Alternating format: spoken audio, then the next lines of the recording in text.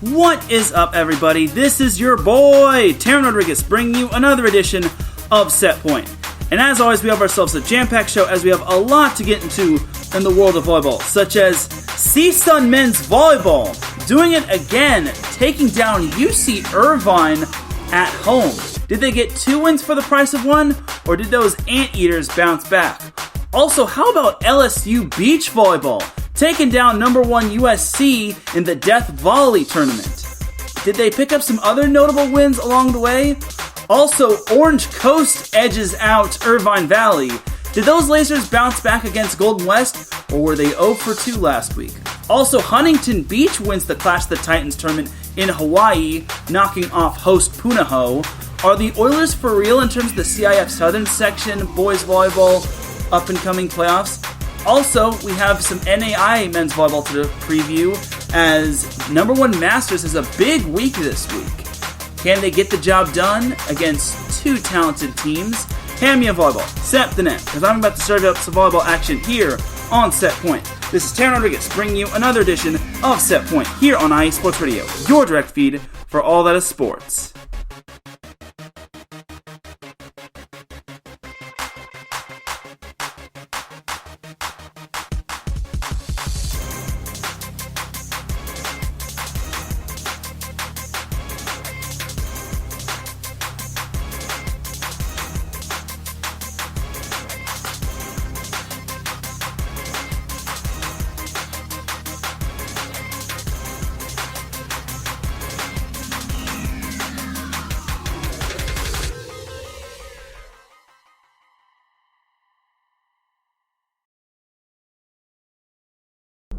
And welcome one, welcome all to another edition of Set Point. Thank you all for joining me on this beautiful Monday afternoon, Monday evening, Monday wherever you are listening from. Either way, you have made your way into episode 240 of Set Point. And without any further delay, let us begin. But first and foremost, Set Point would not be where it's at without IE Sports Radio providing the platform to go live on Spreaker. Please do follow IE Sports Radio on several different social media platforms such as Spreaker, or Spreaker, not Spreaker, that's where we go live on. We go follow them on Instagram, TikTok, and Facebook, as well as X, formerly known as Twitter, at IE Sports Radio. We also have a website, iesportsradio.com, for all of your latest sports news. Our pages dedicated to each podcast, such as Set Point.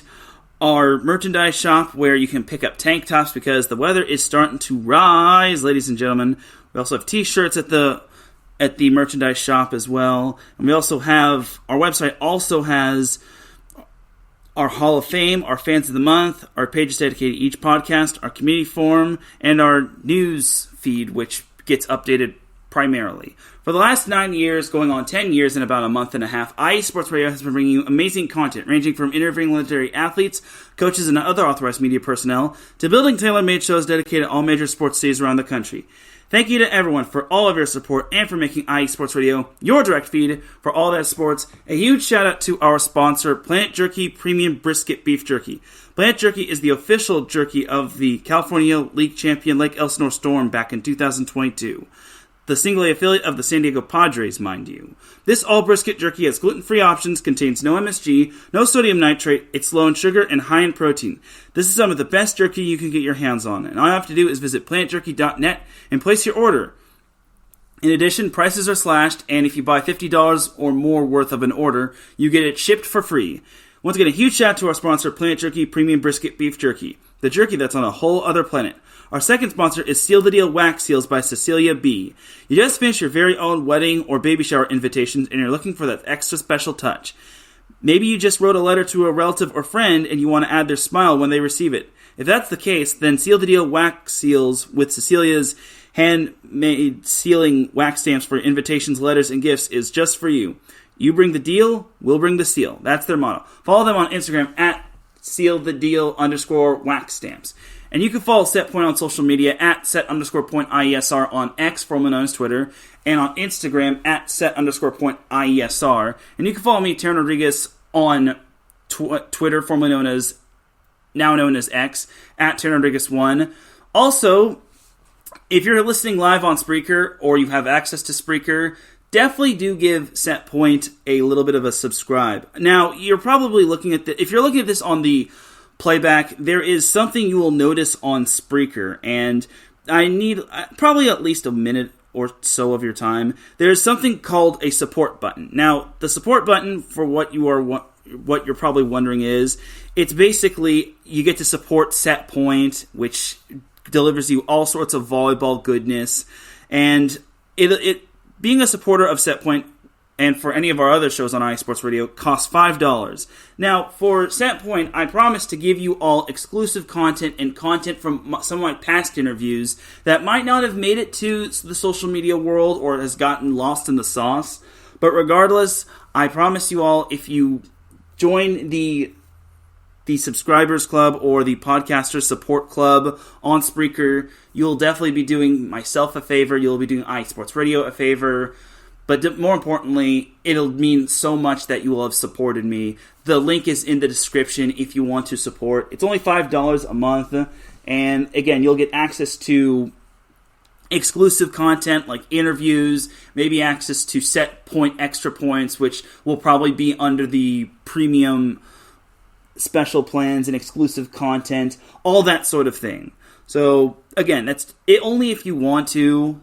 You don't have to do it, but it would definitely mean a lot just because, well, I try to deliver as much great volleyball content as possible because we need it. We need the sport to grow. All right, now that little bit is out of the way, let us begin the volleyball action. So, gotta start with NCAA men's volleyball, as Adam Karnick, Larry B, and Jen B are all in the chat room. They're all saying, hey, have a great show. Thank you very much. All right, so NCAA men's volleyball week 13 recap. So, we have to start with the match of the week. We have to start with Stanford UCLA. And let me just say, it was a little underwhelming. I feel Stanford kind of left a lot of meat on the bone. So, the first meeting was on Friday. Both matches took place at Pauley Pavilion, and UCLA wound up winning in 4 sets, 25-18, 25-22, 22-25, and 25-18. The Bruins were led by Grant Sloan, Ethan Champlin, and Cooper Robinson, all totaling 10 kills, or all having 10 kills. Merrick McHenry chipped in 8 kills as the Bruins hit 327. Stanford only hit 196 as the Cardinal was led by Will Rotman, who had 16 kills. Moses Wagner had 7 kills. That's kind of where the buck stopped. The blocks were in favor of UCLA as they had 8.5 compared to Stanford's 5. Both teams missed a bunch of serves, and their serving was actually near identical. The digs were in favor of UCLA by 5. And there was over 1,000, just a little over 1,000 in attendance. Now, Saturday, there was actually 1,500 in attendance, which a little over 1,500 in attendance. But I will just say, for those that were UCLA fans, you got your money's worth. As the Bruins swept Stanford 25-17, 25-22, and 25-20, as Ethan Champlin led the Bruins with 13 kills. Grant Sloan added 10 kills. Sean McQuiggan and Merrick McHenry in the middle. They both added 7 kills as UCLA hit 463 while holding Stanford to 291, which isn't terrible, but it's not the greatest if you ask me.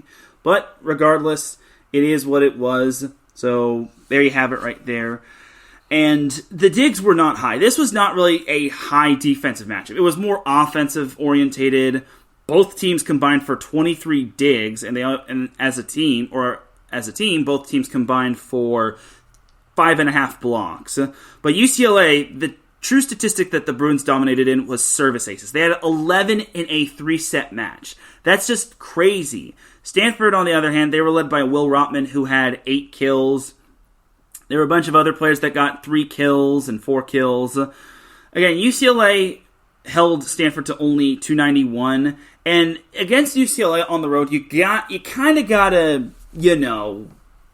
have a better hitting percentage and have a better night than that. I can't really blame Stanford just because they've kind of been an up and down team, but unfortunately for the Cardinal, they just could not get the job done. And it's a huge win for UCLA, as they basically are on the right track to getting the first seed in the MPSF tournament and winning the MPSF regular season title outright. As this week they got GCU at Poly Pavilion, and the Lopes took down... Actually, they didn't play this week. Well, last week they played Concordia Irvine and swept them both times in Concordia. But now this is a huge week for the Lopes and for the Bruins, so it's going to be fun times. But but now let's get on into the upsets and the MIVA madness. But we'll start with this big upset. Huge upset right here. Number 16 CSUN took down number 3 UC Irvine in Northridge in 4 sets. CSUN won the first 2 sets, 25-21 and 25-21. And despite not trailing, UC Irvine actually almost let a late lead slip away. Fortunately, they held on, won the third set 26-24. And then the fourth set, CSUN just got off to a hot start, and they never looked back, as they never trailed in that fourth set. And they wound up winning set 4, 25-18. Northridge was led by Kyle Hobus, who had 19 kills. Jalen Phillips had 14 kills. The Matadors hit 277 while holding the Anteaters to only 117. Digs were near identical. The blocks is where CSUN really shined. They had 17 blocks as a team compared to UC Irvine's 9 blocks. The aces and service errors were nearly identical as well, as UC Irvine was led by Halir Henna, who had 13 kills. As a team, UC Irvine had 30 hitting errors. CSUN only had 19. It just will not get the job done. That's just so uncharacteristic for UC Irvine. And the thing is that they actually welcomed back Nolan Flexen after he got injured. He had 9 kills along with Connor Campbell. But unfortunately for UC Irvine, this was just not their night. And this just goes to show how sneaky good CSUN is, because they didn't lose a whole lot to graduation. They have most of their players back from last year. Now, the second matchup between CSUN and UC Irvine, I was in attendance for, and unfortunately for CSUN, they didn't get an encore performance in the best way, as UC Irvine swept CSUN 25-22, 25-21. Now, the third set, those are the first 2 sets. The third set was actually a little bit more dramatic. I think CSUN had like 2 or 3 set points, but they just could not put away UC Irvine. And then UC Irvine had a couple set points, and then Nolan Flexen had the final 2 points. Kind of fitting just because he did make his return after he was injured. And having Nolan Flexen back is just big time for UC Irvine, as UC Irvine won the third set 30-28. Halir Henno led the way with 14 kills. He hit 429. Nolan Flexen had 14 kills. He hit 440. Will Darcy added 9 kills as the Anteaters hit 412. They had only 11 hitting errors, and that was the big thing that David Niffen told me. That was the first thing he told me in my post-game interview. He said, this is going to sound like a boring answer, but we cut down a whole lot on the hitting errors. I mean, 11 hitting errors compared to 30 the previous night, that's almost cutting down on 2/3 of the hitting errors, and that's pretty darn impressive. The digs were identical. UC Irvine had 3 more blocks than CSUN. The aces were in favor of CSUN. They had 7 aces, 3 of which were courtesy of Donovan Constable. CSUN also missed 12 serves, but UC Irvine missed 9 serves and had only 3 aces. CSUN was led by Kyle Hobus, who had 16 kills, the only guy in double digits in terms of kills, as Griffin Walters added 9 kills. Jalen Phillips chipped in 8 kills. CSUN actually hit 326, but unfortunately, it was just not enough. But I'll just say this about CSUN, they're a pretty darn good team, and I think they're probably the most scariest team that no one wants to face. This week, CSUN has Long Beach State at Long Beach on Friday, and then they host them in CSUN on Saturday. I would not be surprised if CSUN made Long Beach State sweat. And this is no disrespect to Long Beach State, who took down UC San Diego both times, but CSUN is legit, and they have some players that could ball out. And as for UC Irvine, they have Hawaii, and this is going to be a big series right here. I'm hoping to make it to both matches. It looks like I'm probably going to be late to one and then on time for the other, but we'll see what happens. Patty Bax pops into the live chat room. She says, have a great show, Teran. Thank you, Patty. I'll get into Hawaii a little bit later, but let's discuss a little MIVA madness, or MIVA madness. So, we'll start with Thursday. Number 12 Ball State outlasted number 14 Lewis in 5 sets. Fifth set was 15-13 as the Cardinals got a big game from Tanashi Ndavazocheva. He had 23 kills. He hit 320. Rodney Wallace added 10 kills. Dyer Ball added 9 kills. Ryan Bartz had 8 kills. Will McPhillips 7 kills. Believe it or not, Ball State actually did not have more kills than Lewis as a team. But they did hit 233, which is actually fewer than Lewis's hitting percentage. They hit a whopping 289, which is pretty solid. The blocks were near identical. Ball State had one more block as a team than Lewis. The digs were in favor of Ball State by 7. The aces... Now, this was kind of interesting. Ball State actually had a perfect service ace service error ratio of 6 aces and only 6 service errors, while Lewis missed 20 serves and they had 8 aces, 5 of which went to John Davis, who also had 7 digs and 7 kills. Max Roque led Lewis in kills with 21. Syver Drolsom added 13 kills. Daniel Haber added 9 kills for Lewis, but unfortunately, that was just not enough for Lewis, but let's just say Lewis got a little bit of revenge as Saturday the two teams met, and this time Lewis was able to pull off the win over Ball State. Both matches took place in Romeoville at Neil Carey Arena, and Ball State unfortunately got stunned by Lewis in 5. Now, I wouldn't say it was a stunner just because... Well, for starters, the MIVA has been all over the place. Teams have been beating each other left and right. So I don't think we can call this one a stunner. But I will say, Lewis winning builds some momentum for this week, as Lewis has Loyola Chicago. But Lewis was led by Daniel Haber, who had 22 kills. Syver Drolsom added 21 kills. Max Roque had 16 kills.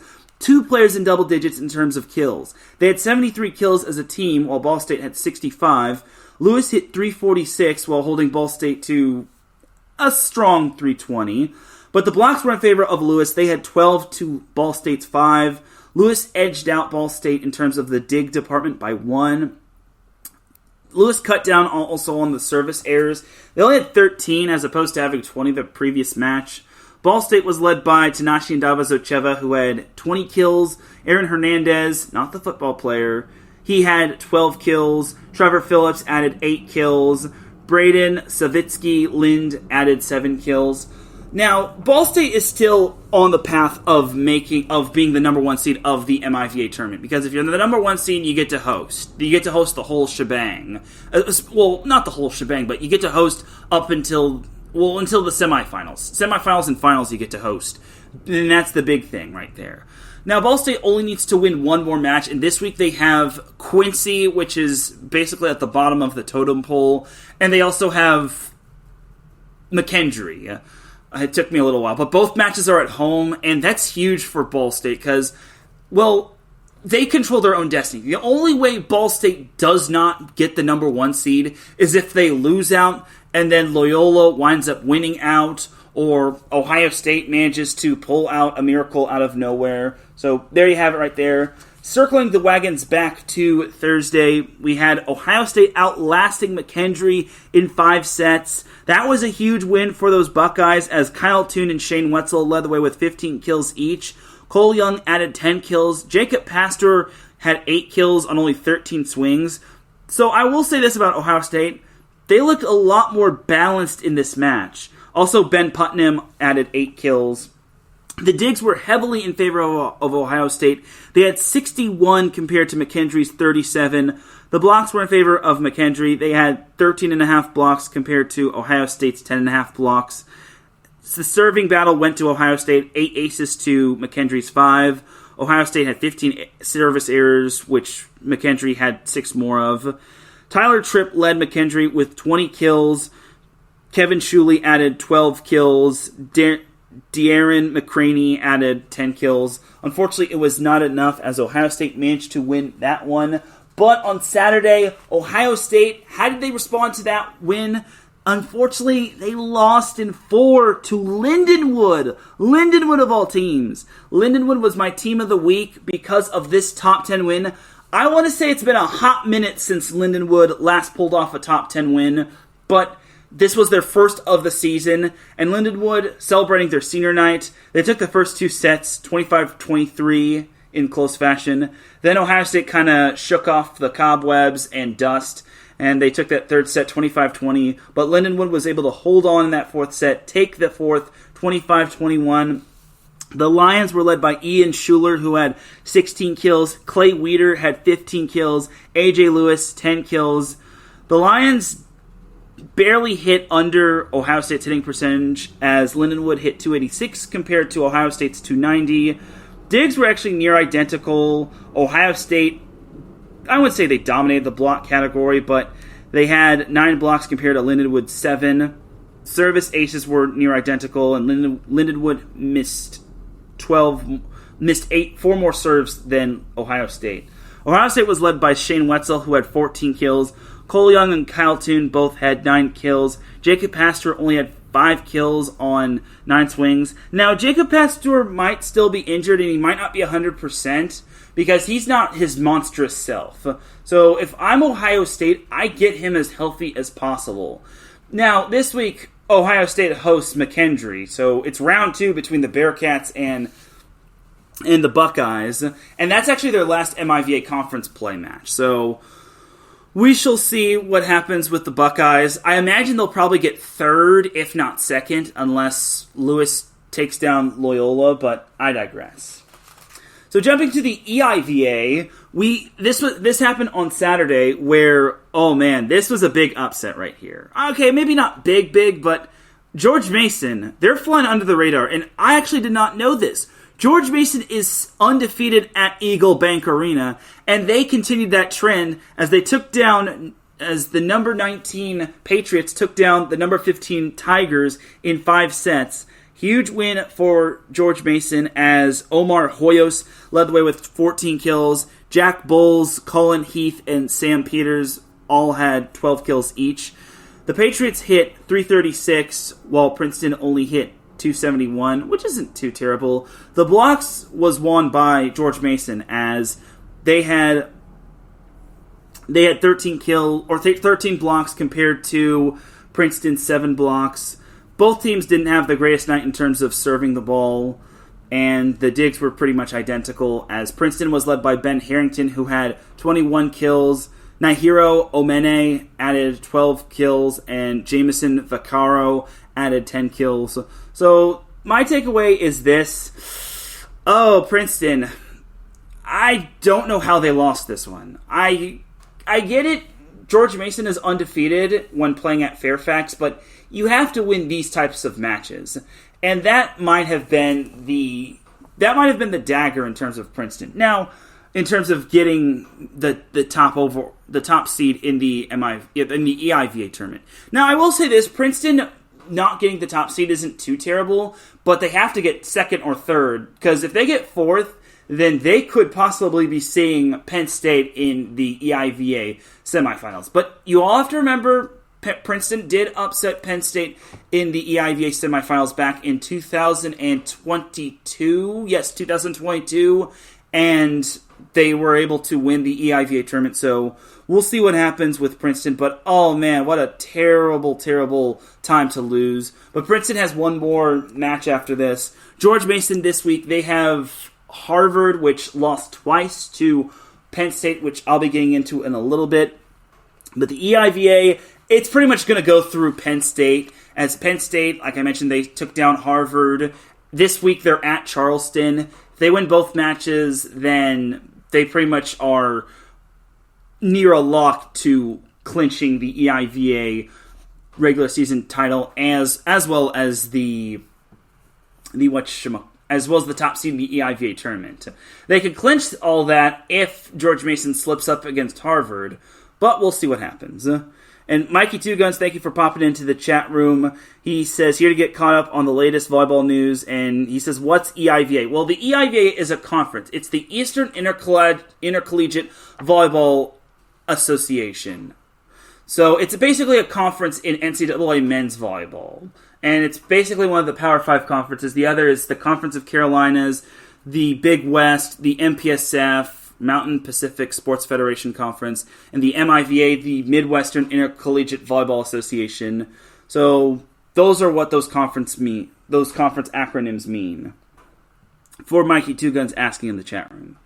All right, but last matchup to kind of dive deep into in terms of recapping is UC Santa Barbara, unfortunately missing out on another Big West Conference win as Hawaii outlasted them. So the two teams met on Friday and Saturday. Hawaii swept them the first match, and then senior night came in the hands of Hawaii versus UC Santa Barbara. It was the last regular season match in terms of Hawaii playing at home, as this was kind of an interesting trend. UC Santa Barbara reached they reached 15 first in sets 1 through 4. I think you know where this is going. Hawaii took the first set 25-21, and then Hawaii took the second set 26-24. So at that point, I was thinking, okay, well, I think Hawaii's got this. But then Santa Barbara eked out that third set 25-23, and then the fourth set, they just swung the momentum back to them after trailing a little bit early, as they eventually wound up winning the fourth set 25-21. There was some yellow cards in that third and fourth set. And then the fifth set, Hawaii was able to jump out to an early lead. Santa Barbara got no closer than 1 point, as eventually, despite Hawaii getting a red card when they had match point, they had match point at 14-11, and then they got the red card, and eventually it was 14-12. But Hawaii put the match away with a kill, as they took the fifth set 15-12, and Charlie Wade was not pleased. In the post-game interview, he was PO'd, as Hawaii was led by Luis Sakanoko, who had 15 kills. Guilherme Voss and Alakai Todd both had 12 kills. Hawaii only hit 254, but I will say they did hold UC Santa Barbara to only a 194 hitting percentage. The blocks were heavily in favor of Hawaii, as they had 18.5 blocks compared to UC Santa Barbara's 7. Digs were also in favor of Hawaii, as they had 5 more digs than the Gauchos. They actually had 10 digs apiece from Tread Rosenthal, Alakai Todd, and Ilu Choi. UC Santa Barbara was led by Jest Bianchi, who had 32 kills, which is a new career high for him. Ben Court added 16 kills. The 32 kills that Bianchi had actually were over half the total kills that UC Santa Barbara had.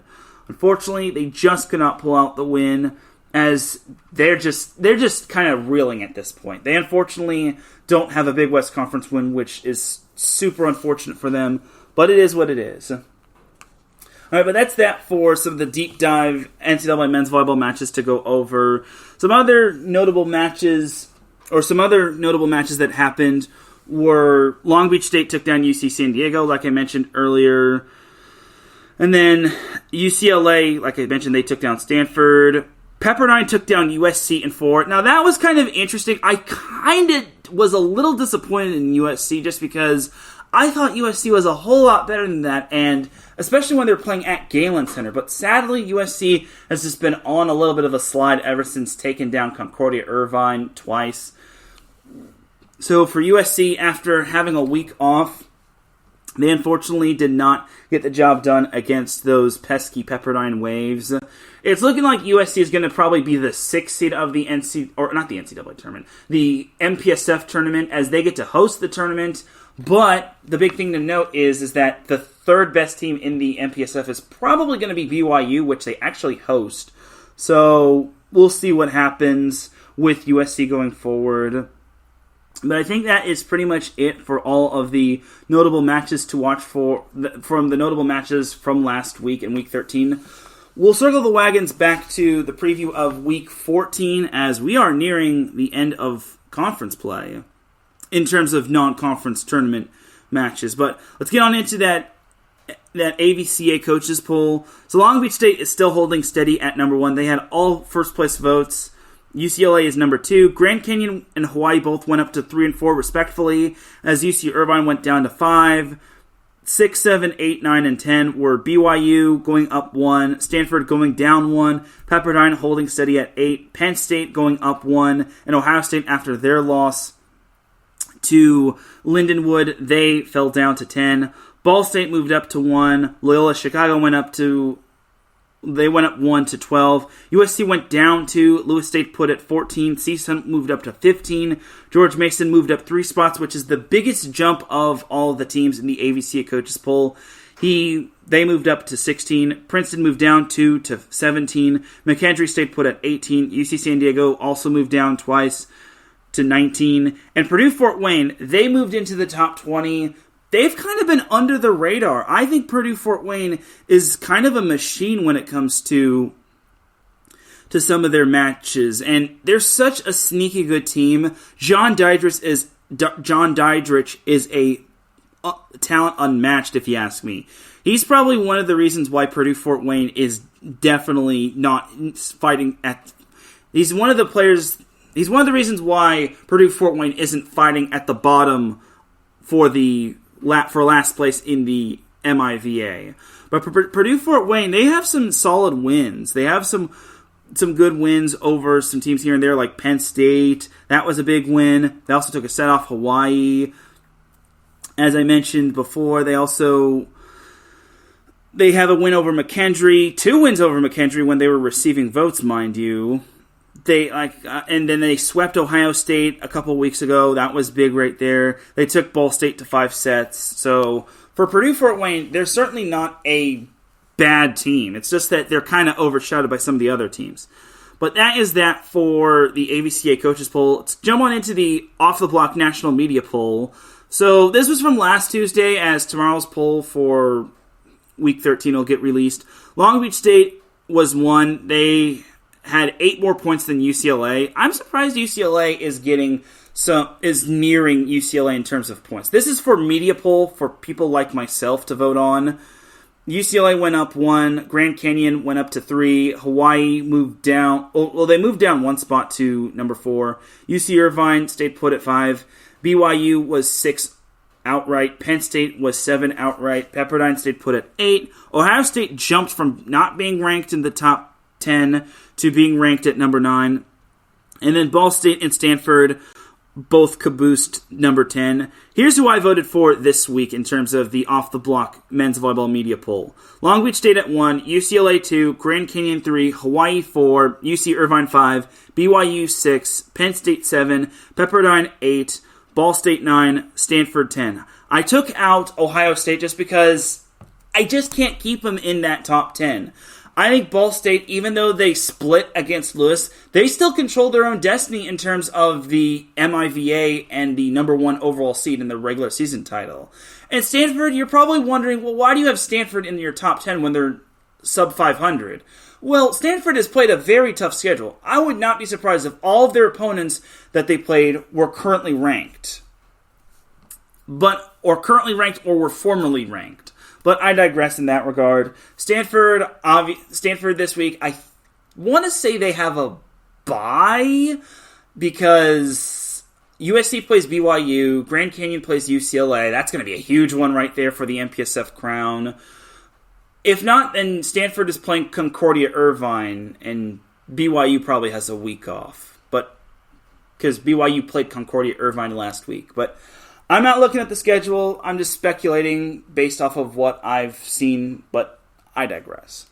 All right, but that's that for some NCAA men's volleyball. We'll circle back to that a little bit later, but let's talk some NCAA beach volleyball. And oh man, we had a lot to go over. So in week 6, that week actually started on Tuesday when number 7 Cal Poly took down number 6 Cal 4-1. That's a big win right there for Cal Poly, and oh my God, Cal Poly is just sweeping the nation. I would not be surprised if the AVCA coaches poll had them in the top 5 or near top 5.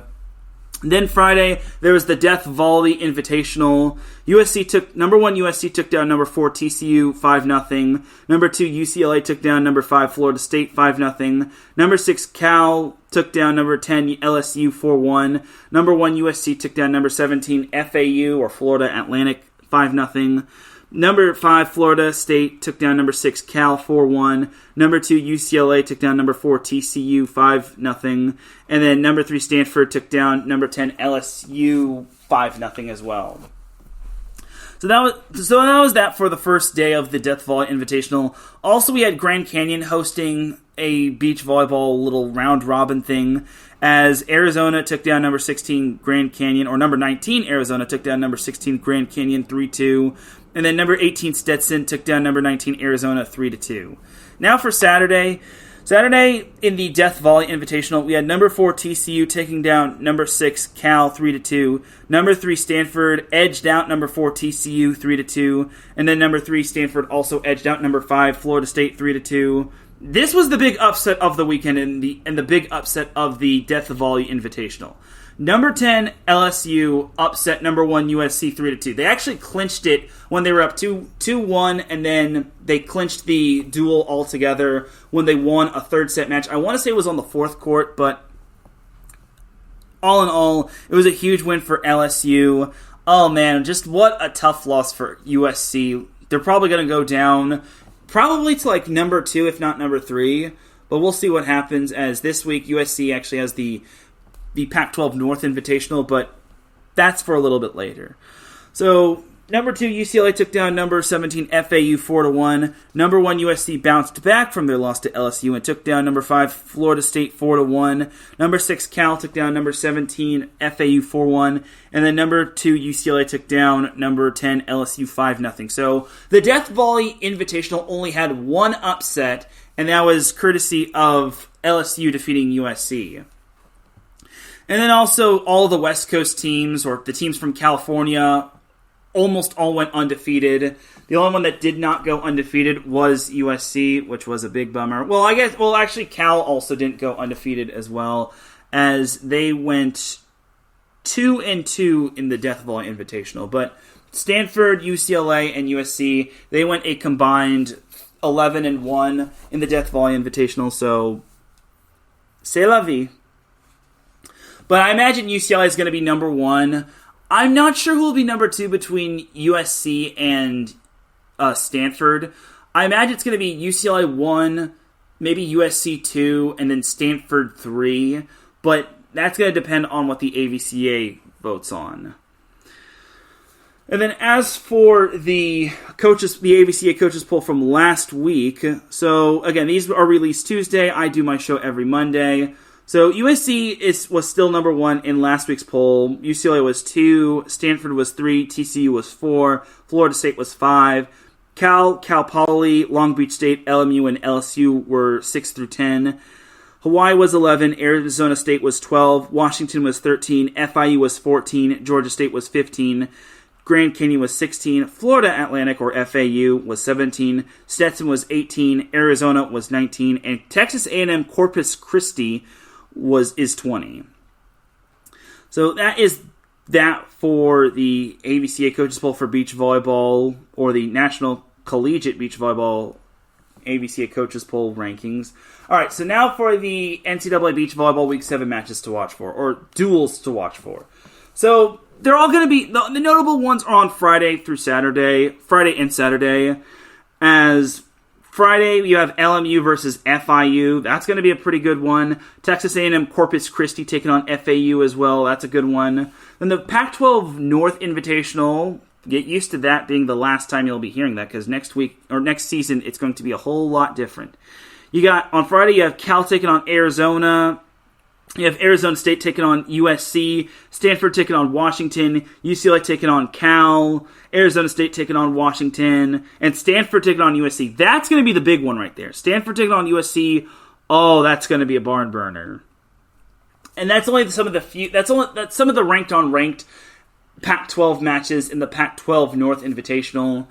Some of the other notable matches to watch for, you have FIU taking on FSU, or Florida International taking on Florida State, LSU taking on Stetson, you have Hawaii taking on TCU, Stetson taking on Georgia State, LMU taking on FAU, and that pretty much rounds it up for Friday's matches. Or Friday's duels. Now, Saturday, you've got LSU versus Georgia State, FIU versus Texas A&M Corpus Christi, Hawaii versus TCU round 2, Texas A&M Corpus Christi and Florida State, and Cal Poly Long Beach State. Now, this is going to be at Laguna Beach, and I really want to go to this matchup. It's at 12:15, but I've got to work, so it's going to be a little tough to make it to Saturday in Laguna Beach for Cal Poly Long Beach State. I should have maybe planned a little bit better regarding that, but it is what it is. And then as for the Pac-12 North Invitational Day 2, you've got Cal USC, UCLA versus Arizona, Cal versus Washington, Arizona versus Stanford, and that's pretty much that. And that's just barely scratching the surface because you've got more, but those are kind of the ranked-on-ranked matches. Mikey Two Guns, thank you for popping into the chat room, as well as Bishop. He says, Teran, who are the powerhouse teams in beach volleyball for the men's and women's? Well, there's no NCAA beach volleyball for men's, but for women's, it's USC as kind of the heavy favorite. I mean, they've won three straight NCAA beach volleyball championships. UCLA is right behind them. Stanford is definitely on the rise. TCU, you also got to watch out for. Florida State is definitely up there. I think this year there's just a lot of parity, and there's a lot of teams that could beat any team. So, but I kind of stand by what I said in terms of like USC and UCLA and Stanford and TCU. They're up there as well as Florida State. So there you go. All right, but that is that for some NCAA beach volleyball. Moving right along, we've got some 3C2A men's volleyball to discuss. So this past week, it was a very firework-like week right here, as the week actually got... Last week, the notable matches got started on Tuesday. I don't know why the San Diego schools decided to do their matches on Tuesday as opposed to Wednesday, but San Diego Miramar.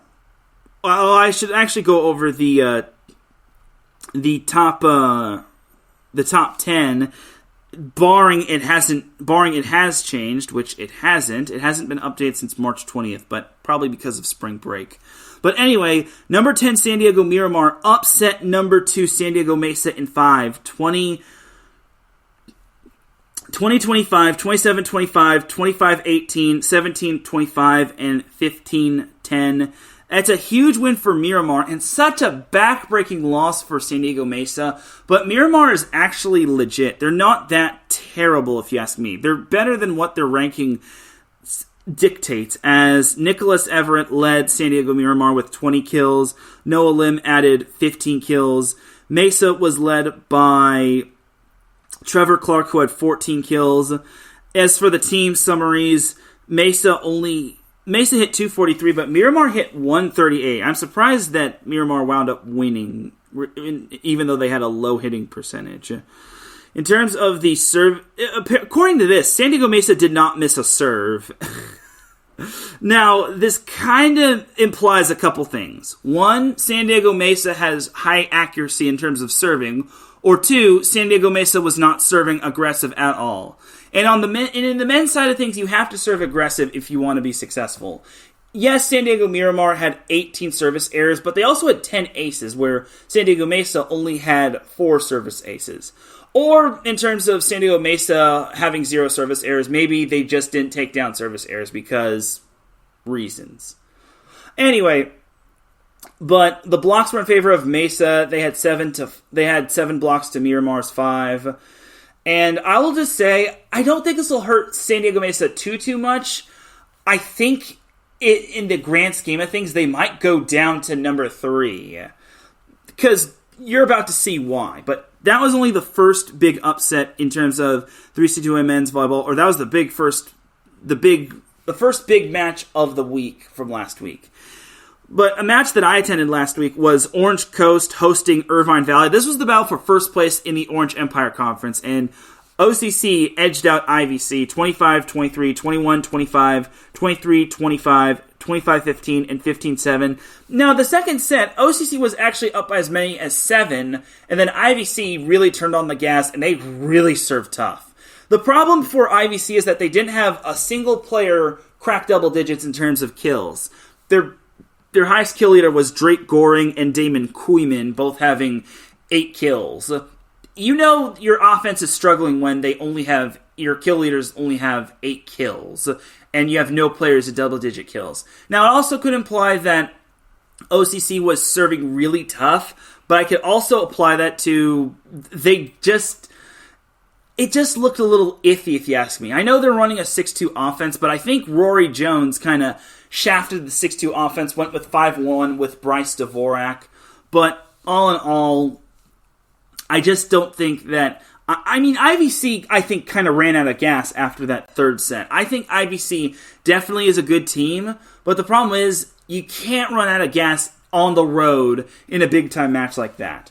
But OCC was led by Cam Vakilian, who had 13 kills. Cole Hauser had, I think, 11 or 10 kills officially. But OCC remains undefeated. They're the only undefeated 3C2A men's volleyball team, as they also beat Fullerton the day after in straight sets. Another big upset that happened on Wednesday was Moore Park taking down Long Beach City. Now, Long Beach City actually had won, I want to say it was like 7 in a row, because Long Beach if you remember, they lost, I think, their first 4 or 5 matches of the season, and it was looking all doom and gloom for Long Beach City.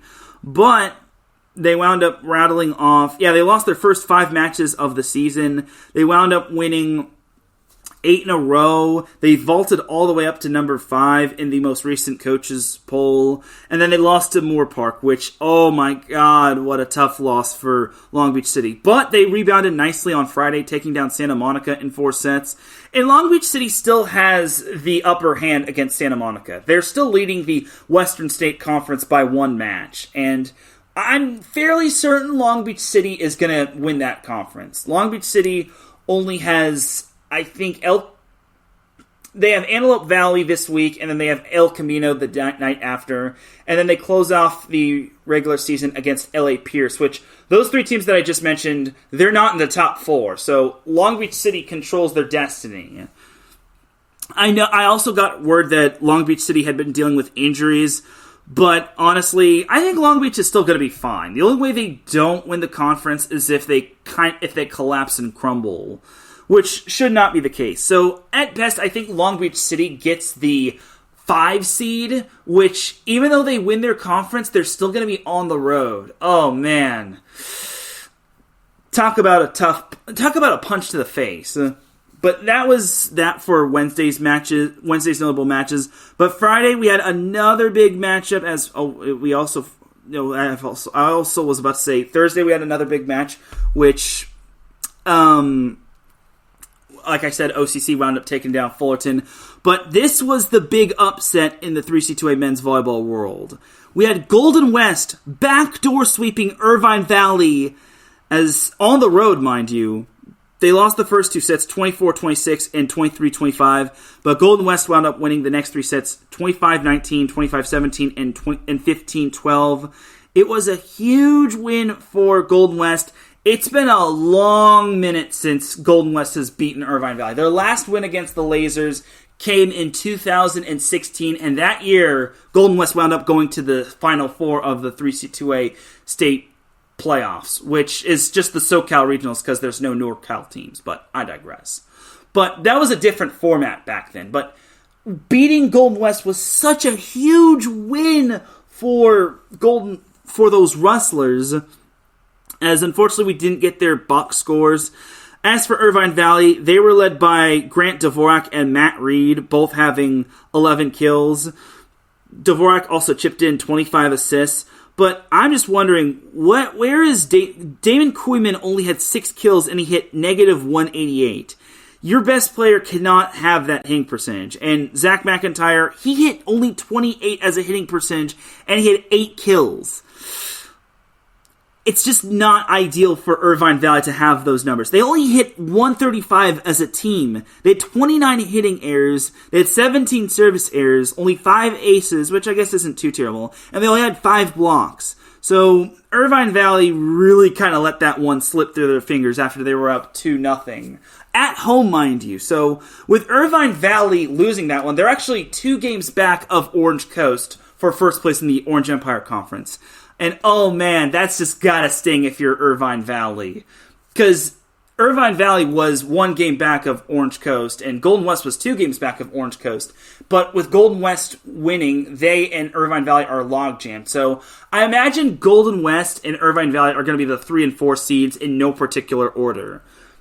That could be an interesting concept just because, well, Irvine Valley, they kind of play their best volleyball later in the season, but I'm not so sure that's going to happen. The only way I think they can maybe get the 3 seed outright is if they beat Orange Coast on the last day of the season, and then Orange Coast loses to Golden West, or Orange Coast beats Golden West in the second to last match of the season. But all in all, for Irvine Valley, what a missed opportunity for them. But I don't see Irvine Valley dipping under number 4. The only way they dip under number 4 is if they lose one of their match. I think they only have one match this week. If not, they have... Yeah, I think they only have one match this week, or if not two. Regardless, they kick... Yeah, if I recall correctly, they play Fullerton and Santiago Canyon. Reversed. They play Santiago Canyon on Wednesday, and then Fullerton on Friday, and then next Wednesday they have a bye, and then the following Friday they close out the regular season against OCC at home. But oh man, just what a tough loss for Irvine Valley. I feel for Rory Jones and his team, especially 2 5-set losses in 1 week. Keep in mind that Irvine Valley was actually 3-0 in 5-set matches. And I said they were 2-0, but I forgot that they had to go 5 with Golden West. So their 5-set wins were against Long Beach City, San Diego Miramar, and Golden West. But now they lost 2 5-set matches. They're in a very sticky situation. And it's looking like Orange Coast is going to be the 1 seed. The only way OCC isn't the 1 seed is if they wind up losing out, which I don't think is going to happen. All right, but that's that for all of the 3C2A men's volleyball. I know I kind of went a little long-winded regarding that, but I will just tell you, I don't think there's too many notable matches for this week, as in terms of ranked on ranked, the only ranked on ranked matchup we have is Grossmont versus San Diego Miramar, but that's kind of where the buck stops. That's on Wednesday. And then on Friday, you got San Diego Mesa versus Grossmont, which I imagine San Diego Mesa is going to win. They can't afford another loss at this point of the season. Otherwise, they're going to go downward even more in terms of the rankings. All right, but that's that for some 3C2A men's volleyball. Jumping over to some NAIA men's volleyball. All right, so it was a quiet week as the Masters College, I kind of messed up on their schedule. I thought they played Menlo last week, but they play them this week. Last week, the Masters College, after their 3-set win over then number 1 Vanguard, they took down Hope International in straight sets. So the Masters College didn't really skip a beat. Vanguard was on vacation due to spring break. I want to say the same thing for Ottawa University of Arizona. So this week, we got a little bit more of an exciting week of NAIA men's volleyball. So on Friday, we have the Masters College. So they're currently ranked number 2. The NAIA hasn't released their current rankings, and they won't until this upcoming Wednesday. As of this recording, this is being recorded on April 1st. No, this is not an April Fool's joke. But number 2 Masters College in the NAIA, which is probably going to vault up to number 1, they hit the road on Friday to take on number 8 Pepperdine in the AVCA/NVA men's volleyball collegiate poll. So that's going to be an interesting matchup for Masters College. They actually do own a win over CSUN, which is having a great season. And also, in addition, the Masters College hosts number 6 Menlo in Santa Clara this Saturday. Now that's going to be a big matchup for Masters just because, well, they still are holding on to a tie for first place in the Golden State Athletic Conference. Now, again, as I mentioned last week, inter-region rivals are just so great because Menlo is in Atherton, which is in Northern California, whereas the Masters College is in Santa Clara, which is in Northern California. So inter-region matchups really do matter, and I would not be surprised if Menlo kind of gave the Masters College all that they can handle. Also this week, we have Vanguard hitting the road to surprise Arizona to take on number 4 Ottawa of Arizona. I imagine Vanguard's going to go down to number 2, and then Ottawa's probably going to stay put at number 4. Now, here's the thing. Ottawa, they gave Vanguard all they could handle at Calvary Chapel High School, which is where Vanguard plays most of its home matches. But this time around, Vanguard will have to play at Ottawa, or at Ottawa's gym, which is not going to be a low ceiling, and it's probably going to have a lot more than like 500-ish people in attendance, or 500 fans in attendance. But the Golden State Athletic Conference is nearing the end of its regular season, as there's only 3 matches left between Vanguard and the Masters College. That's going to be huge for both of those teams, as next week the Masters College has both the Arizona schools in Arizona Christian and Ottawa of Arizona, whereas Vanguard has next week Menlo, which I'm probably going to go to. I mean, that would also mean I'd forego going to another match on the NCAA men's volleyball side of things, but we'll see. All right, but that's pretty much that for NAIA men's volleyball. There wasn't anything too exciting that happened over the week, in my opinion. But I will just say, I think we're in for a big-time ride when it comes to the Masters College taking on two very talented teams, one of which is an NCAA team. And then we have Vanguard looking to bounce back. They also play Arizona Christian. I imagine they're going to bounce back against Arizona Christian, but the Ottawa matchup, that falls on a Saturday. The Masters College hosting Menlo, that also falls on a Saturday. Both matches are at 1 p.m., Watch on your phone and watch on a laptop if you're an NAIA men's volleyball fan. So there you have it right there. All right, but that's going to do it for some NAIA men's volleyball. So we'll quickly discuss a little high school boys volleyball, and then we'll take a commercial break. So there wasn't anything too amazing when it came to the high school boys volleyball world, especially in California. But Huntington Beach wound up winning the Clash of the Titans tournament hosted by Punahou High School of Hawaii as they took down Iolani in their first match in 5 sets. That was a big win right there. They also took down Redondo Union of Redondo Beach in 4 sets. They also took down Santa Barbara of Santa Barbara in straight sets. They also took down Punahou 2, which I imagine is like their 2 team, in straight sets, and they also took down Miliana in straight sets as well. And then in the final, keep in mind that all these matches were best 3 out of 5 as opposed to being like 2 out of 3. That's probably because the tournament is only like 8 teams, which is basically like 2 pools of like 4, and then they have crossover play. And I think that's the case, but regardless, Huntington Beach wound up winning their pool, and then Punahou wound up winning their pool. So Huntington Beach and Punahou wound up meeting each other in the final. If not, Huntington Beach wound up winning their semifinal match against Miliani, and then Punahou wound up winning their semifinal match. And the two teams met. Punahou and Huntington Beach met in the final.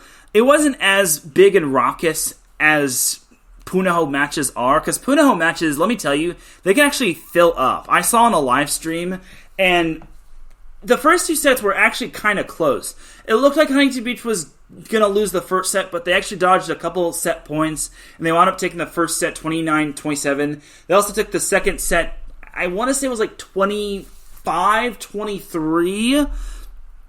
I'm just going to confirm that really quickly, and no, it was 26-24, so my apologies on that. I don't have a box score in front of me, but yeah, Huntington Beach took the second set 26-24, and then the third set, Huntington Beach jumped out. Well, it was tight early on, and then they led by 5, 16-11. They actually led by as many as 7 until Punahou scored 4 straight. They got the lead down to 20-17, but then Huntington Beach just hit the gas and never looked back. They won the third set 25-19. Sweeping Punahou, which is a pretty impressive win. On the road, Punahou is such a tough team to win at, especially when you're 3 hours back of your normal time zone. So I think Huntington Beach winning that tournament is pretty darn good, especially since they lost a heartbreaker to Corona Del Mar the previous Saturday. So Huntington Beach has Edison this week as they return back from their spring break. A big-time high school boys volleyball match for this week is Corona Del Mar at Newport Harbor. Oh, man, that's going to be a big one. I'm going to be in attendance. Newport Harbor won the first meeting in 4 sets. And Battle of the Bay, when it comes to this, all bets are off. Both of these teams are pretty darn good. They're number 1 and number 2 in the CIF state rankings, which get released every 2 weeks. Loyola is the number 1 team in the CIF state rankings, or the so-called list.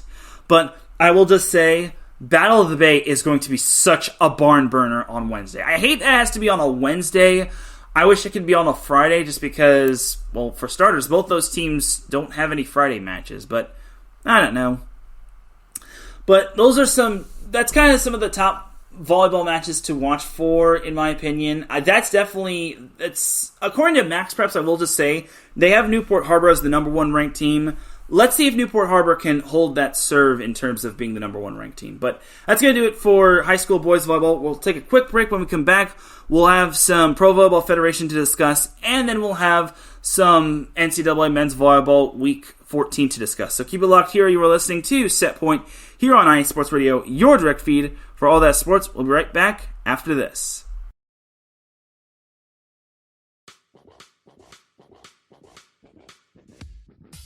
Hello, sports fans. It's me, your boy Larry B, and I want to walk you through the world of sports. No, not just the mainstream major TV deal type sports, although those are important too. But let me be your guide through your journey of all sports, from college to the pros, the minors, and everything in between. Each week, we are talking sports galore with true diehards just like you from a hardcore fan's perspective that's sure to quench your thirst around leagues you may know all too well and some you may even discover here. That's right, sports fans. If you love sports of all kinds, enjoy hearing amazing sports stories, and respect all sports because you know how difficult any of them can be to play or compete in, then this is your show. Join me, your boy Larry B, on the defining moment each week here on IE Sports Radio, your direct feed for all that is sports, and let the sports come to you.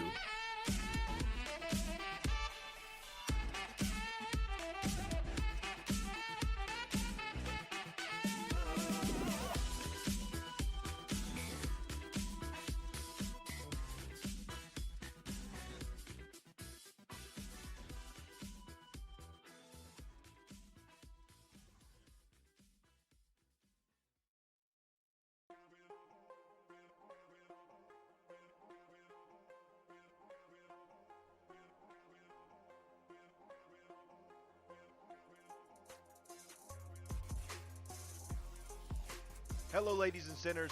Hello, sports fans around the world. Hello, IE Sports family. This is Cale Henderson, the host of IE Vegas, the Sin City Sports Show, presented by IE Sports Radio. If you folks are interested in sports in the Vegas area, if you're wanting to have a blast for 1 hour, every Tuesday night from 7 p.m. Pacific Standard Time to 8 p.m. Pacific Standard Time, this is a show built for the Vegas sports fans, where we feature the Las Vegas Raiders, the Las Vegas Golden Knights, the Las Vegas Aces, and the University of Las Vegas, Nevada Rebels. Hopefully, fingers crossed, MLB team coming soon. Either way, if you folks are looking to have a blast for 1 hour each and every week, tune in Tuesday, 7 p.m. Pacific Standard Time to 8 p.m. Pacific Standard Time. If you folks are interested in Vegas sports news, go to our Twitter, at SinCities_IESR, and you can speak with me, the host, Cale Henderson, at Cale_Henderson on Twitter. At any time, be happy to reply. Always want to reach out to our fans. Again, the Sin City Sports Show, presented by IE Sports Radio, your direct feed for all that is sports.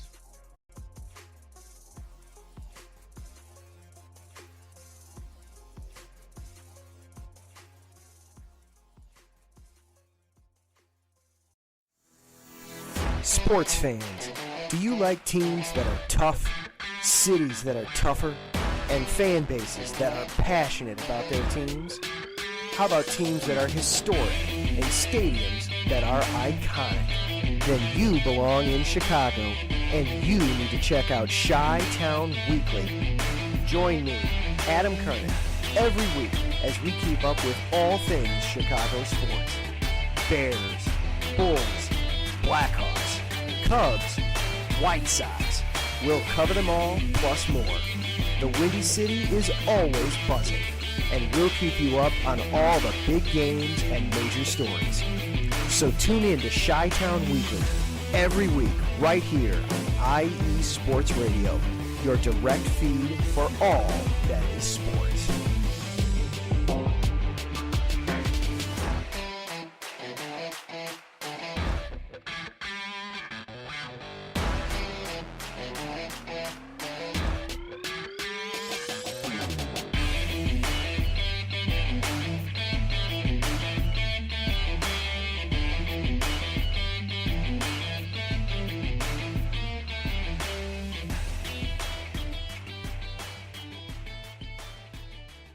Back with segment number 2 of Set Point here on IE Sports Radio, your direct feed for all that is sports. Definitely check out all of our amazing shows such as The Defining Moment, Sin City Sports, and Chi-Town Weekly, which goes on 1 hour before Set Point does primarily.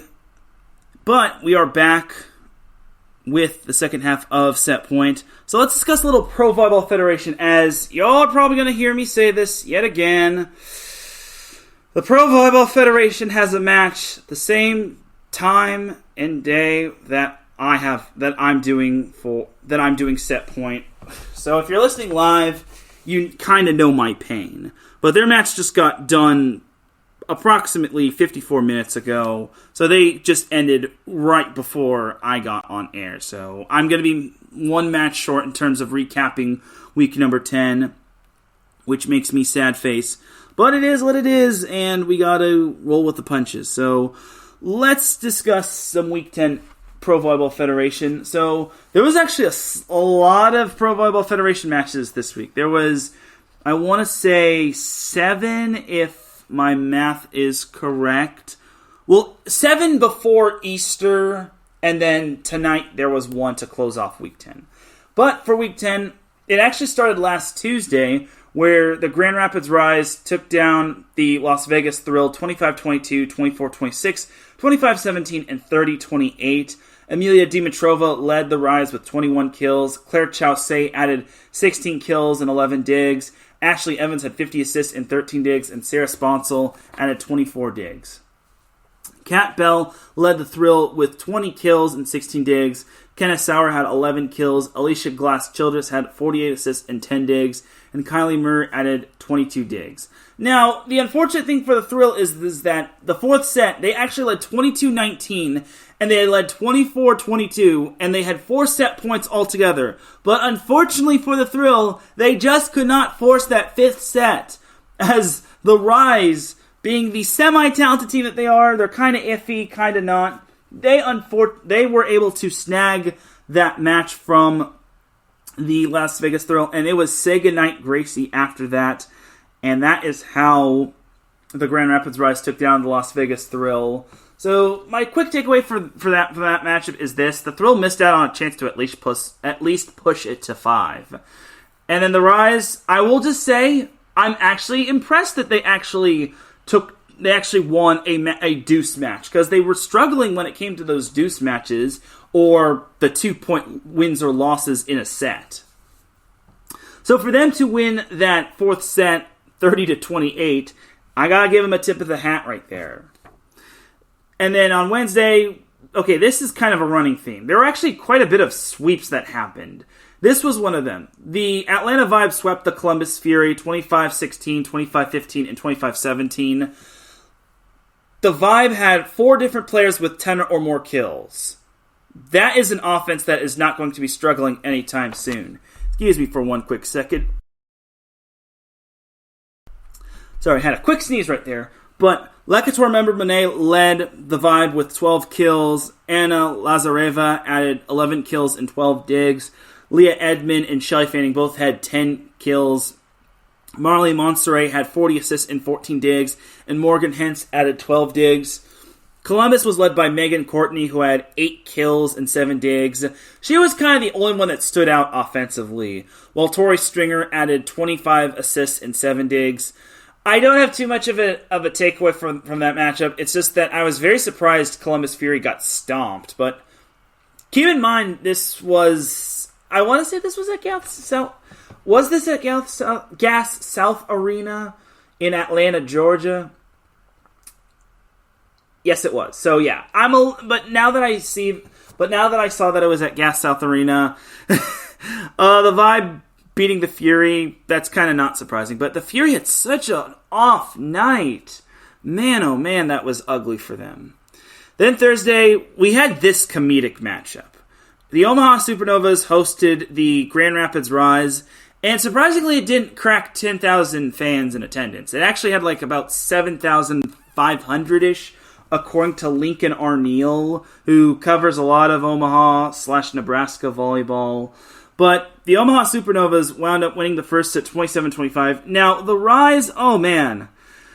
Remember when I said, well, the Rise actually won a deuce set? Well, that match, the match where they won the 30-28 set against the Vegas Thrill, well, let's just say, man, oh man, they'd love to have that first set back.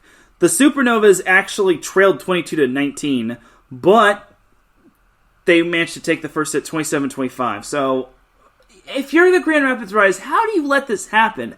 How does you let this continue to happen in terms of crumbling? Now, the Rise took the second set 25-20, but then the third set, well, let's just say the deuce set giveth, the deuce set taketh.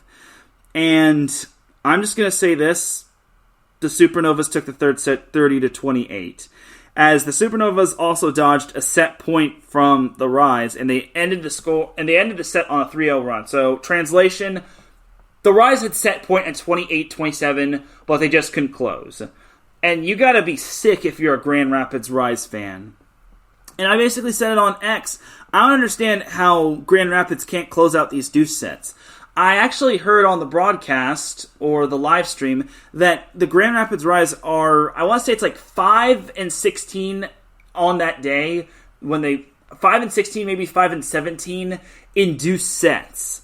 That's not good if you're the Grand Rapids Rise. Especially if you're going to be competing for the championship, which I'll get into in a little bit.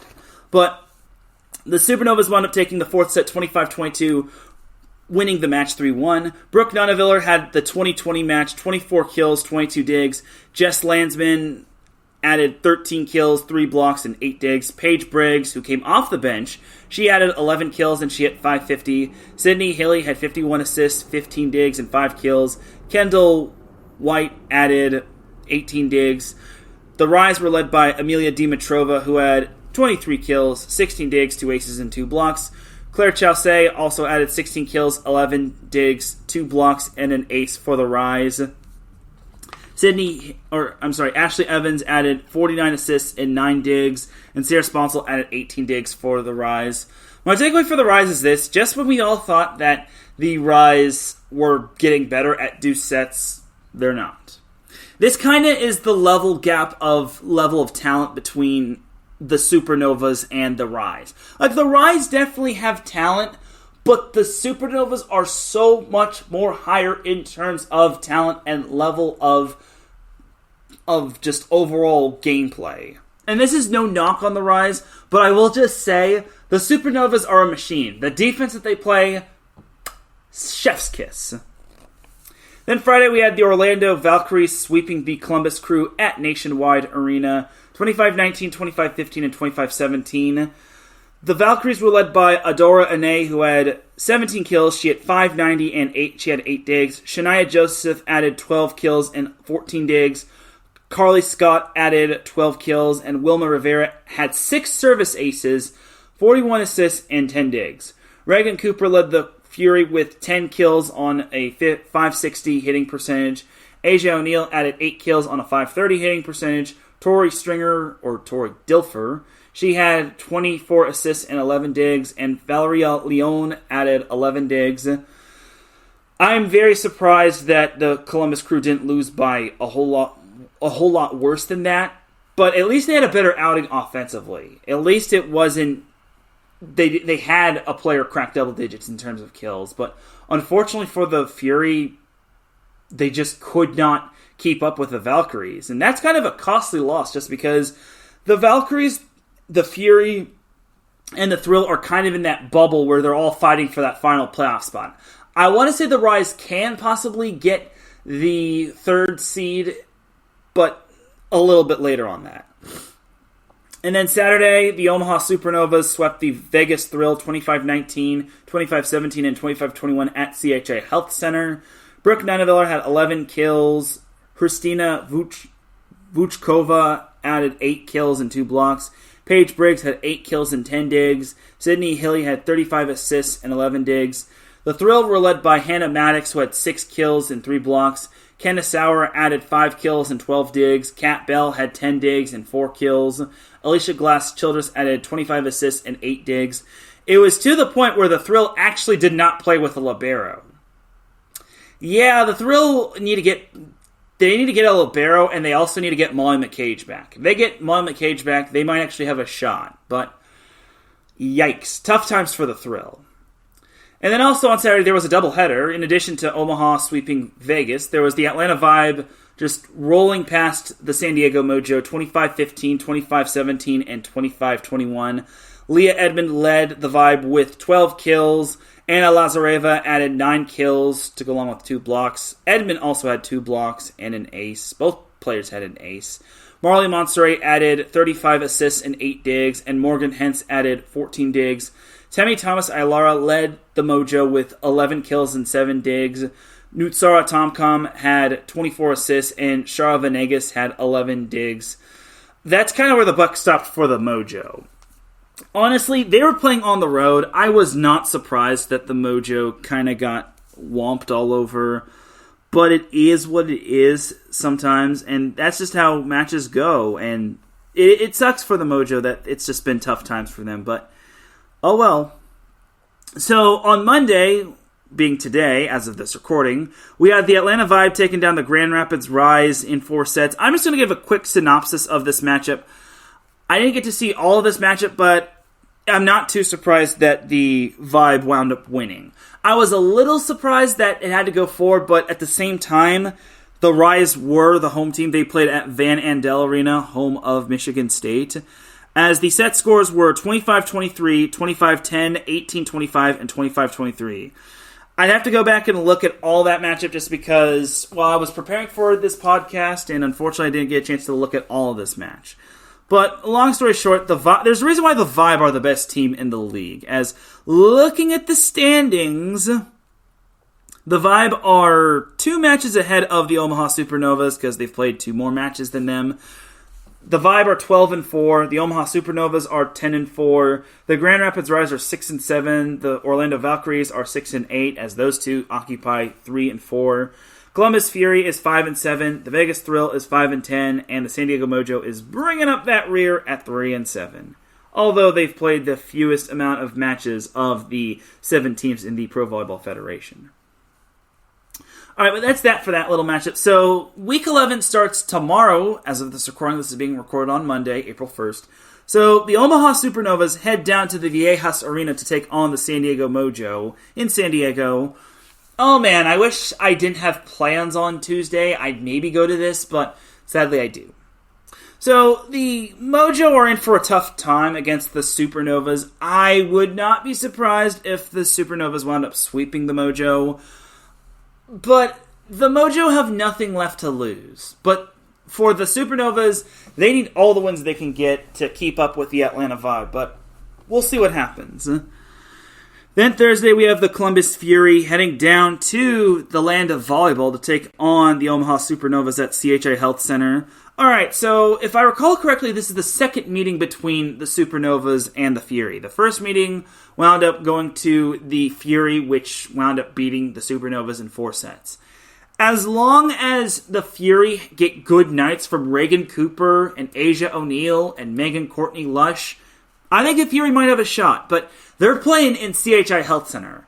That's going to be rocking. And especially on a Thursday, from what I'm seeing, it seems like the Supernovas get a lot of big numbers on like weekends, but they don't get like bad numbers. They get like somewhere in like the 7,000, 8,000s in attendance. So we'll see if the Columbus Fury can win in Omaha. But I imagine Omaha's going to win that one just because they have a lot of talent led by Brooke Nunaviller.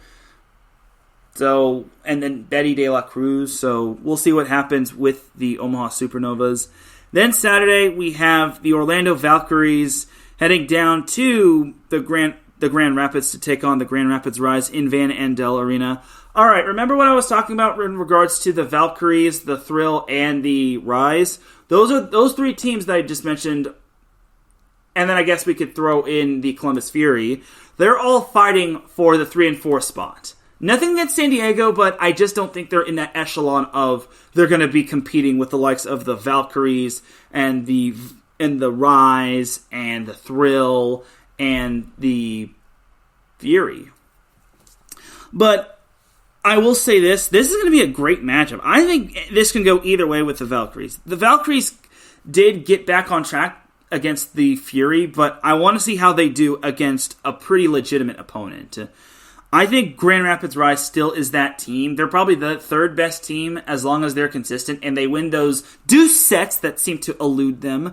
But for the Rise, they just can't afford too many losses. And the Valkyries are good. They're well coached, but courtesy of Amy Pauley. They have a bunch of great hitters such as Jill Gillen, but they need to find consistency in their overall game. If they can do that, they're in good shape.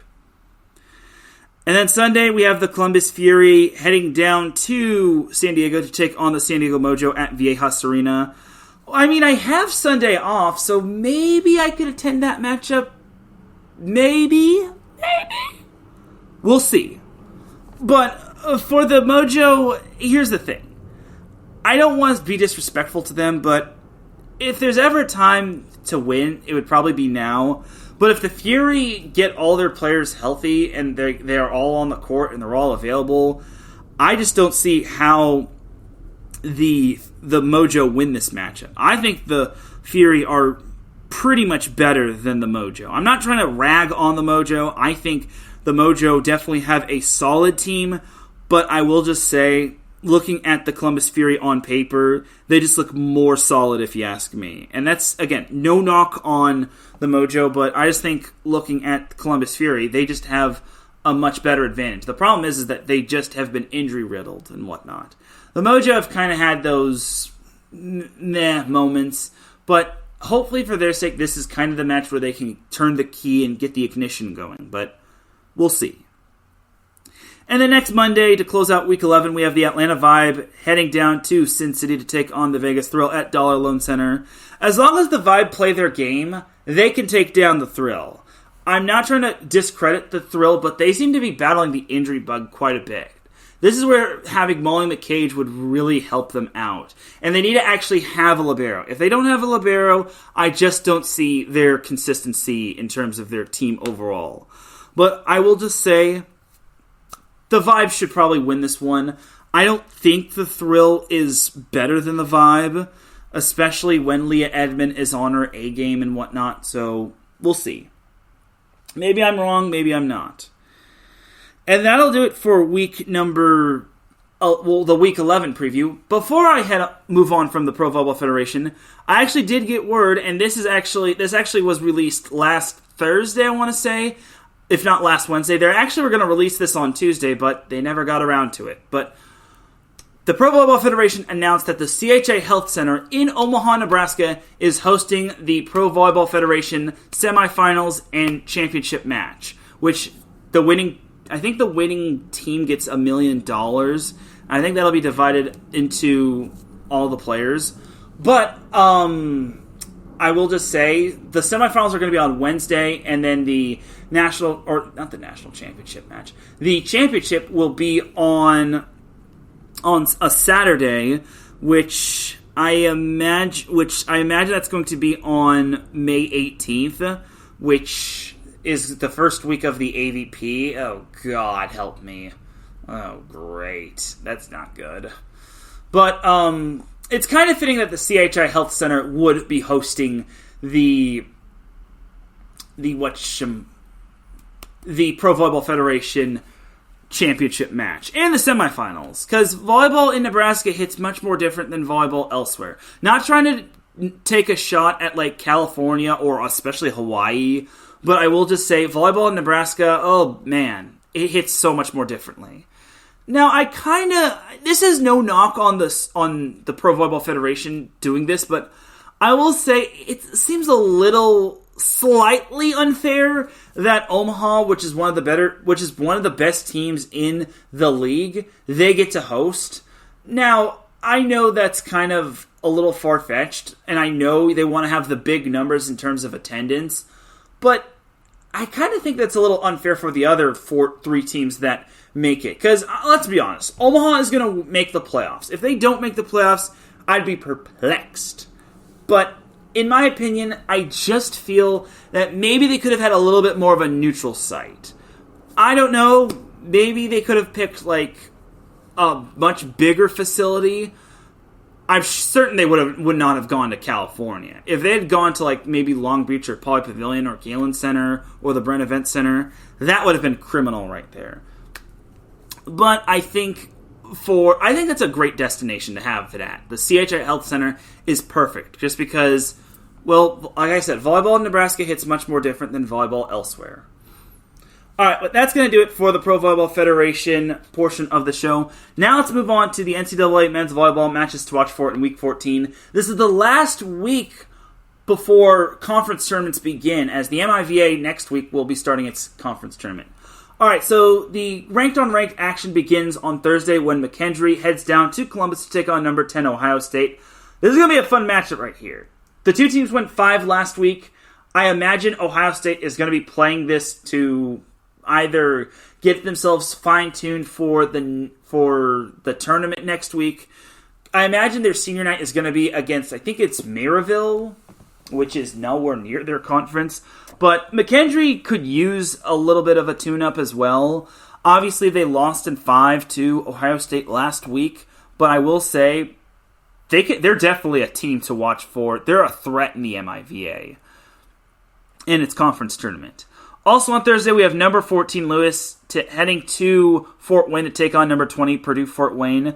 All right, this is going to be a fun little matchup right here. This is where Purdue Fort Wayne has to prove itself as a ranked team. If they can do that, then they could definitely pose a threat in the MIVA tournament. Lewis, on the other hand, I definitely think Lewis definitely needs to win this matchup to build momentum as well. They're good, but I don't know how consistent they can be on a tournament basis. But time will tell. Then Friday, as I mentioned, this is definitely a matchup to watch for in NCAA men's volleyball. The Masters College, probably the number 1 team in the NAIA, taking on number 8 Pepperdine in Malibu. Diego Perez is a former Pepperdine player, and he gets to face his former team. I think it's going to be a great matchup, and it'll get to see where the Masters College is in terms of level of talent. And who knows, maybe they'll be on their way to NCAA Division II, which in men's volleyball that will be Division 1-2. But I think Masters College versus Pepperdine will be a fantastic matchup. It's probably a sneaky good matchup. Then Friday and Saturday, we have number 4 Hawaii heading down to Irvine to take on number 5 UC Irvine. I'm going to be in attendance for both these matches. Friday, I'm going to be a little late, but I'm definitely going to check both of these matchups out. I'm going to see what Hawaii can do after they narrowly escaped against UC Santa Barbara. I should also make note that former set point guest Tom Pestalacci will be having a Twitch that he's hosting with Brazilian Olympian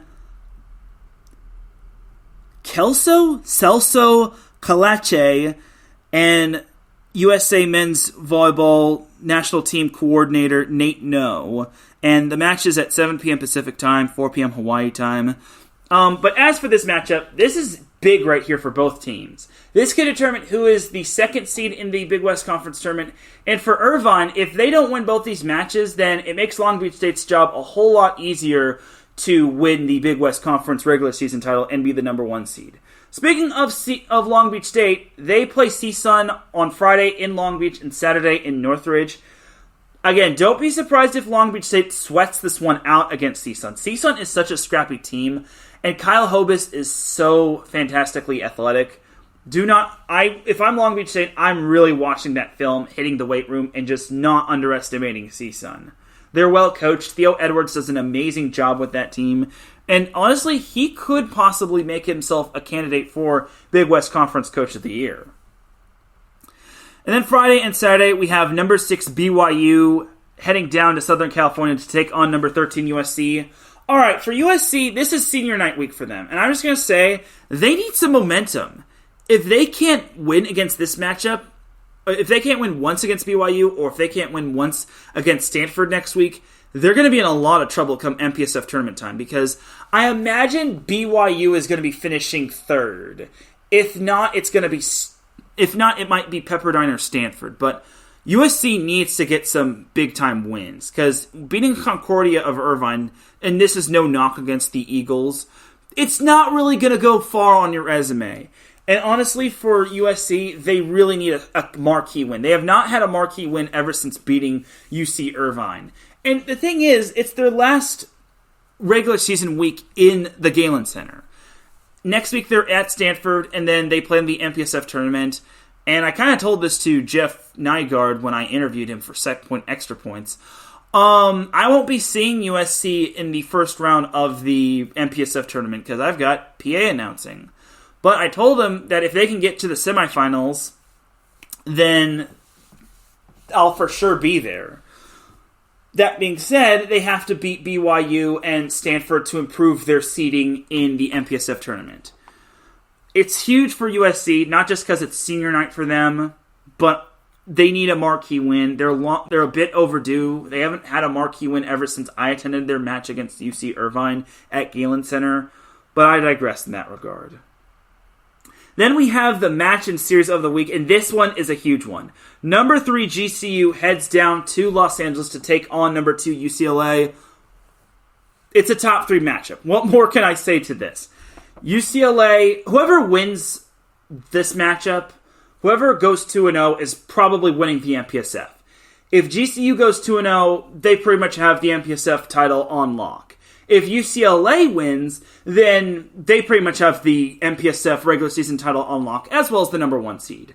The pressure's kind of on UCLA just because they do have that loss to BYU earlier in the MPSF play, but I think UCLA can take this matchup.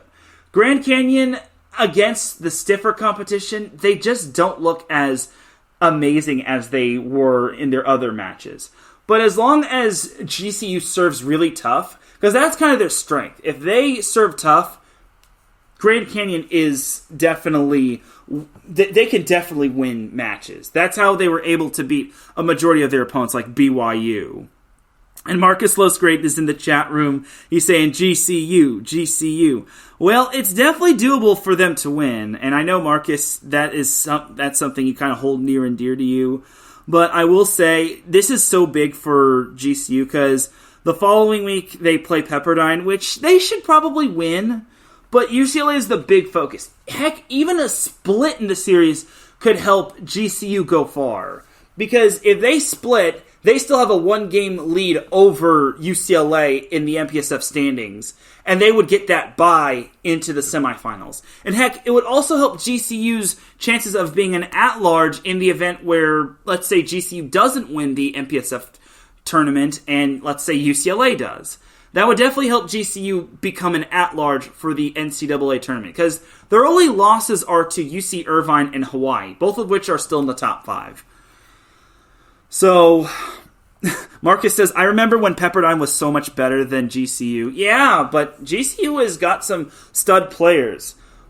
And the big thing for GCU when they play Pepperdine next week is that it's going to be in GCU. It's not going to be in California. So Pepperdine's kind of got to go a little ways over to Phoenix, Arizona. But the focus is on UCLA, and UCLA is going to mean business because they've got some big-time players on that team.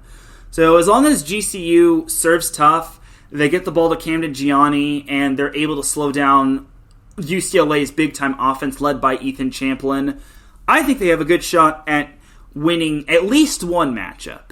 If they can win both, then that's a feather in their cap, and they pretty much have the MPSF conference on lock. All right, but enough of me rambling. Jumping over to Saturday, and this is pretty much... Well, so we have 2 matches that are going to close off the matches to watch for. We have number 14 Lewis at number 12 Loyola. All bets are off when it comes to this Illinois Rumble. I definitely think that Lewis can win this matchup, but the first meeting, Loyola was able to sweep Lewis in Romeoville. So Loyola needs to build as much momentum in this matchup as possible. Just because unless Ball State winds up losing out, which would mean they'd have to lose to Quincy, which is at the bottom of their conference, I don't see Loyola being the number 1 seed, which I'm sorry to say that, Loyola fans, but it is what it is. But Loyola could still lock up the 2 seed, which if they were to do that, they'd play Purdue-Fort Wayne. I will say this, Loyola won't have to deal with McKendree if they're the 2 or 3 seed. And McKendree cannot get, and I think McKendree is no higher than 4 in terms of the MIVA tournament. So there you have it right there. Lewis, on the other hand, they could probably move up past McKendree, but that would mean they'd have to win out both of their matches, and they'd need a little help from Ohio State beating McKendree. Speaking of McKendree, they close off the regular season in terms of their regular season schedule when they hit the road to Muncie to take on number 11 Ball State. That is going to be a big matchup right there just because, well, McKendree could still be the 4 seed, but they could also slip and fall to become probably as worse as the 6 or 7 seed. So the pressure is kind of on McKendree when it comes to this week. They've got Ohio State and Ball State. And Lewis, they have Loyola, which that's going to be big right there on Saturday. And then Lewis has Purdue-Fort Wayne, which I think is a sneaky good team. So regardless, I think we could see McKendree and Lewis battling it out in the first round of the MIVA tournament. But the big thing is that McKendree could host if, hence the word if, they're the higher seed. Because the first 4 seeds host the first round of the tournament. And then the semifinals and final are at the top seed or the top remaining seed. So let's say Ball State is the number 1 overall seed, and then they make it through to the semifinals. They'll be the host of the MIVA tournament semifinals and final. All right, but that's going to do it for all of the matches to watch for in NCAA Men's Volleyball Week 14. Remember, it's the last week before conference tournaments begin, as the MIVA will have the honor of kicking off conference tournaments. And that is going to do it for this week's episode of Set Point. Ladies and gentlemen, it is that time to drop the beat, because I'm about to dip like a banana in chocolate. You feel me? Thank you, everyone, for tuning in to Set Point. I really do appreciate everybody tuning in. If you listen live, I appreciate you. If you listen on the playback, I appreciate you. If you listen at work, I appreciate you. If you listen at any time, any place, anywhere, I appreciate you. Remember, if you want to help support Set Point, you could become a supporter and follower of Set Point by clicking the support button on the Set Point podcast on Spreaker. It's only $5 a month, and I promise you will get exclusive access to hidden content, maybe past content that's probably lost in the sauce and whatnot. But I definitely would appreciate it. If you don't want to support the show, just spread the love, show love, and tell people about Set Point. Tell them that I'm covering all things volleyball, whether it's high school, 3C2A, NCAA men's, NCAA women's, all that good stuff. Anyway, shout out to the chat room, Marcus Los Great, Bishop, Mikey Two Guns, Patty Vax, Larry B, Adam Karnick, and Jen B for all popping in. I really do appreciate it. I'm not sure when I'll do SoCal Supreme Sports Show, maybe on Thursday, if not Sunday, but until then, have yourself a great rest of the week, enjoy the volleyball action, and I will see you Friday at UC Irvine. Peace!